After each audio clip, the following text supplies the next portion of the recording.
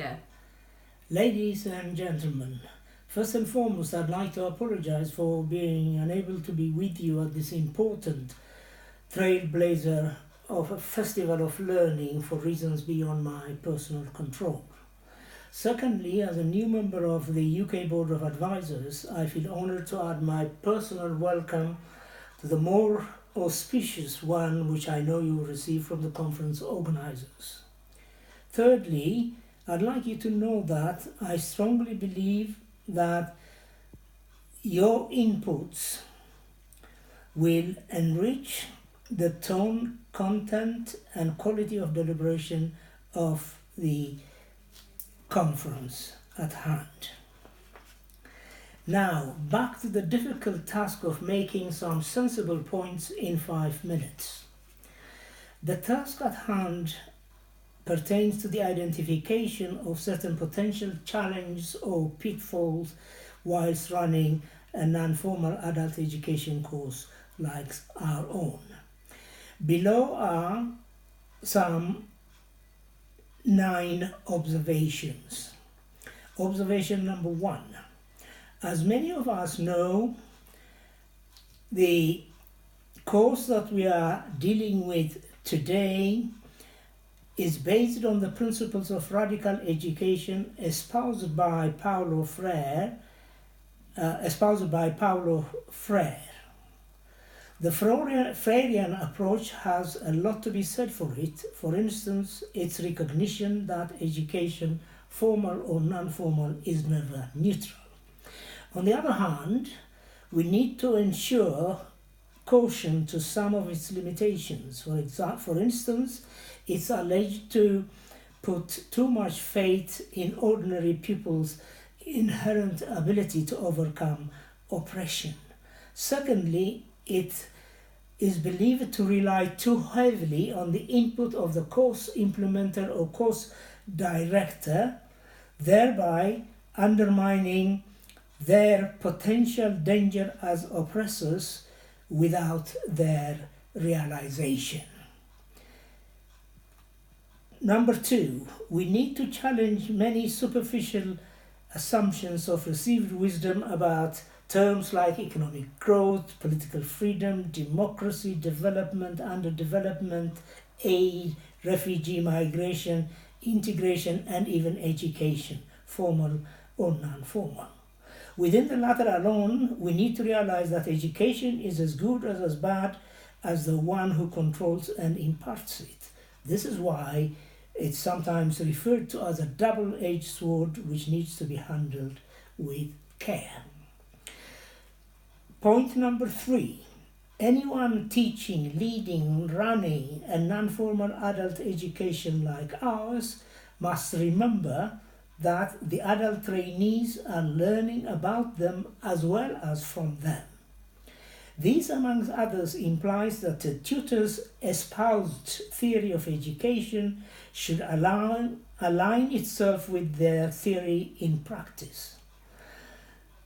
In turn, this presupposes that the tutors we appoint need to be carefully selected and professionally trained and retrained in order to be able to demonstrate wisdom, humility, and tolerance along with their other professional attributes.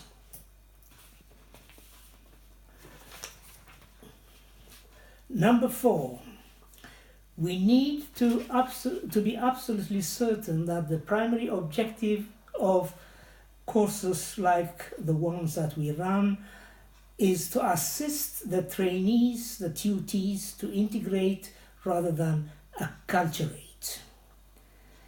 This, among other things, should encourage us to become pragmatic enough to realize that the road to reach our destination of an inclusive or integrative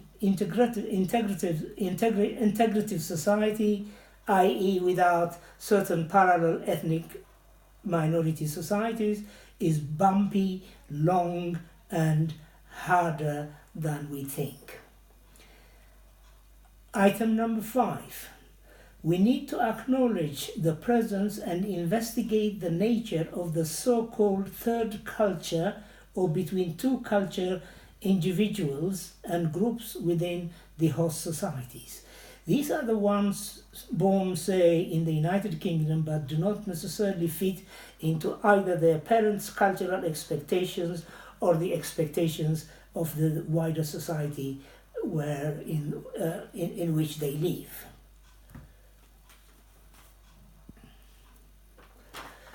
Number 6.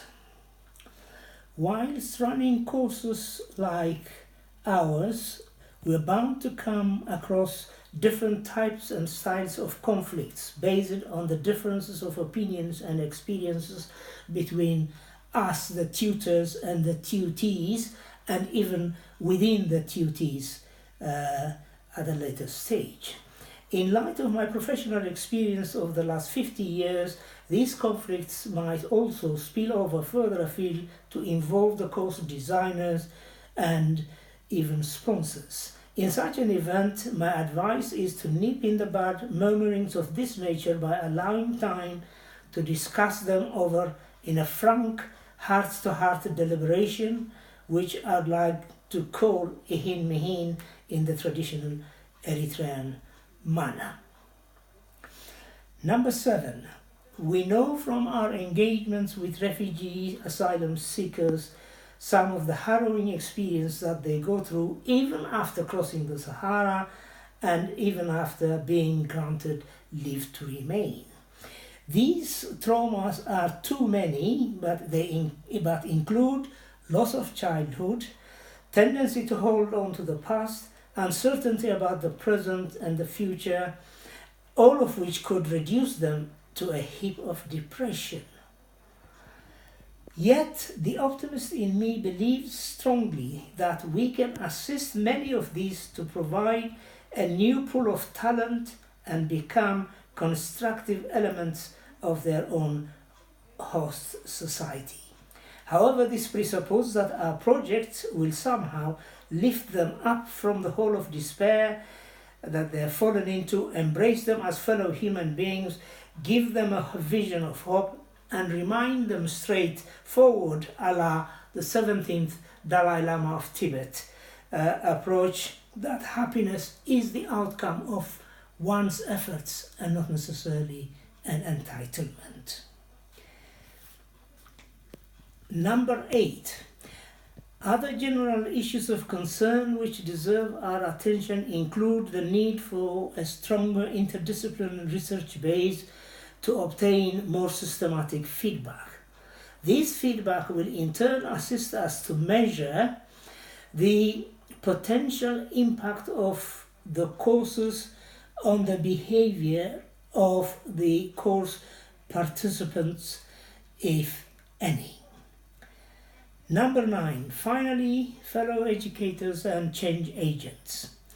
The last issues of concern that I'd like to direct your way is how to salvage the shifting status of a refugee or asylum seeker to that of a claimant who may not be, who has little moral or legal ground to be granted shelter. Moreover, how do we fight the battle of reducing citizenship into a commodity? Or, equally significantly, how do we reduce the pervasive commodification affecting our higher education system here and now? I hope the above food for thought are of some of help. Thank you for your attention and for your input into the conference. Thank you.